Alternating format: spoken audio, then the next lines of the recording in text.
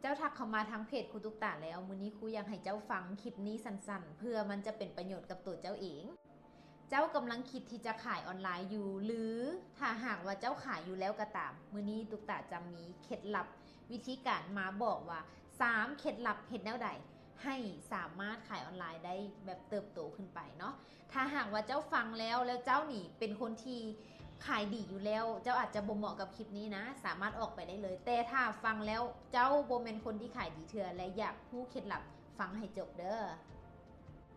เคล็ดลับที่1ที่ตุ๊กตาจะให้นะคือการเฮ็ดคอนเทนต์ที่มันเหมาะกับตัวเจ้าเองเพราะว่าคนหลายๆคนเนาะที่เข้าใจเกี่ยวกับคอนเทนต์นี้ผิดไปอย่างมหันต์เลยเฮ็ดให้บ่สามารถลงมือเฮ็ดออนไลน์ได้จักเทื่อย้อนว่าไปเข้าใจว่าคอนเทนต์นี่นะเฮ็ดแต่แบบเป็นตาอายอย่างเช่นไปโดดน้ำโดดหนองเฮ็ดเป็นบ้าๆบ้องๆเอาแป้งมาทาหน้าทาโตเฮ็ดหรือว่ากินแบบเป็นตาย่าน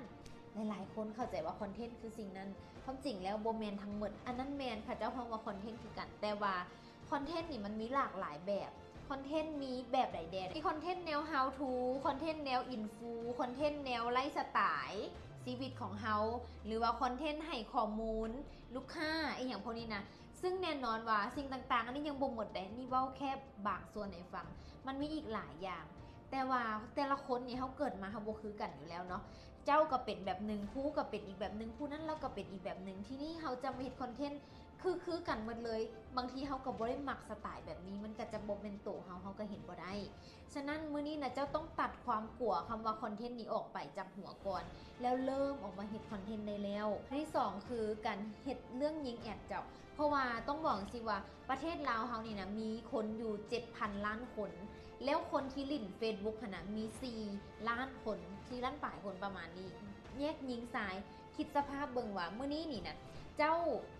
โพสต์อย่างไปธรรมดานะ Facebook มันบ่เปิดการมองเห็นในเจ้าอยู่แล้วแต่ว่า Facebook ต้องการให้เราไปยิงแอดโฆษณาและคนอยู่ในแอดโฆษณาอยู่ใน Facebook นี่มี4ล้านปลายคนนี่นะมันเฮ็ดให้คนกลุ่มนี้แหละที่จะเป็นลูกค้าเขาต้องอาศัยเรื่องยิงแอดเจ้ายิงแอดมันจะให้คนเห็นเจ้าหลายขึ้นอย่างมหาศาลเลยซึ่งแน่นอนว่าเรื่องพวกนี้มันต้องได้ศึกษาถ้าเจ้าบ่ศึกษาเจ้ามาขายโคตรขายเจ้าไปสต็อกเครื่องมามันขายยากยุคนี้ตุกตักกล้าเว้าเลยว่าโคตรยากเพราะว่ามันบ่เป็นยุคหมูแล้วมันเป็นยุคหินมันต้องมีกลยุทธ์ในการเฮ็ดในการทำฉะนั้นแล้วเรื่องยิงแอดนี่มันเป็นสิ่งที่ยูลาวเฮายังขายแอดถือถ้าไผเขี้ยวเขามาเฮ็ดตอนนี้เจ้ายังมีโอกาสในการที่จะใส่คำว่ารวยจากออนไลน์ได้เหมือนนักเรียนของตุกตาหลายๆคนก็สามารถลืมตาอ้าปากดูแลลูกดูแลเต้าเฮ็ดให้ครอบครัวสะดวกสบายขึ้นมีเงินมีคำไหลขึ้นหลายคนเลยเคล็ดลับที่3นี่โคตรสำคัญเลยสำหรับตุกตาได้มันคือการตัดสินใจมื้อนี้ขายบ่ดีอยู่แม่นบ่มื้อนี้หากก็กำลังจะเริ่มขายออนไลน์แล้วบ่ฮู้จะจับต้นชนปลายออนไลน์แนวใดให้มันยังถึงปองลองถึงหู1 2 3 4ออนไลน์ต้องเฮ็ดแนวใดแม่นบ่การตัดสินใจว่าค่อยจะเฮ็ด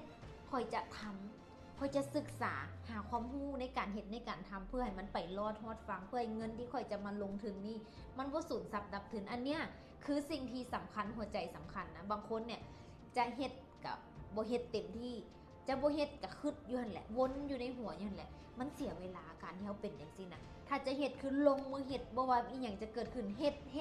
เรียนรู้ศึกษาและเฮ็ดความยากอันนั้นมันจะเฮ็ดให้เจ้าเริ่มแต่ความรู้มันจะเฮ็ดให้เจ้ารอดถ้าเฮาเฮ็ดโดยที่เฮาบ่มีความรู้มันจะไปยากฉะนั้นมื้อนี้เจ้าทักเข้ามานี่นะได้มาเห็นเพจตุ๊กตากูจะแนะนำนะถ้าหากว่าเจ้าอยากมาศึกษาแบบลงลึกอยากมาเฮ็ดเอาจริงเอาจังกับตัวเองแล้วทักเข้ามาแล้วมาล้มกับแอดมินมาปรึกษามาถามว่าอันใดที่มันเหมาะกับเจ้ามีคอร์สใดแดที่เจ้าอยากเรียนที่มันเหมาะกับเจ้าในการเริ่มต้นหรือเจ้าอยากเรียนตัวใดเจ้าถามในครูตุ๊กตาบ่ขี้ทีความรู้บ่ขี้ทีกันให้คำแนะนำอันใดที่เจ้าอยากเป็นอย่างเฮ็ดอันใดเหมาะอันใดบ่เหมาะถามแอดมินเบิ่งเพราะครูมีหลายคอร์สหลายราคา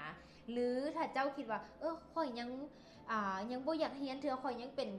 เบบียังแบบว่ายังใหม่จ๋าเลยในวงการนี้ข่อยอยากศึกษาแบบเบิ่งเพจครูตุ๊กตาเมื่อก่อนเจ้าก็สามารถไปติดตามเพจครูตุ๊กตาได้ไปเบิ่งว่าครูตุ๊กตาเฮ็ดหยังสอนหยังแล้วก็ไปเอา how to อยู่หั่นใดแบบนั้นก็ได้หรือจะทักเข้ามาปรึกษาได้เพราะนี่คือเจตนาที่ครูมาเฮ็ดคอร์สนี้เพราะครูก็เป็นคนนึงที่เคยเจ๊งกับออนไลน์มาคือกันครูนี่โง่จนสลาดเพราะว่าเขาเจ็บมาก่อนเขาเคยโง่มาก่อนเขาบ่เป็นมาก่อนแล้วครูก็เลยเอาตัวเองไปเรียนรู้ศึกษาพัฒนาตัวเองจนมาเป็นครูตุ๊กตาในมือนี้เนาะ ถ้าว่าเจ้านี่มักเวใดก็ทักมาได้ครูตุ๊กตาบ่ว่ากันทักมาปรึกษากันเพื่อว่าจะได้มีทางออกให้ในการเฮ็ดในการทำของเจ้าเด้อแล้วเจอกันเจ้าสบายดี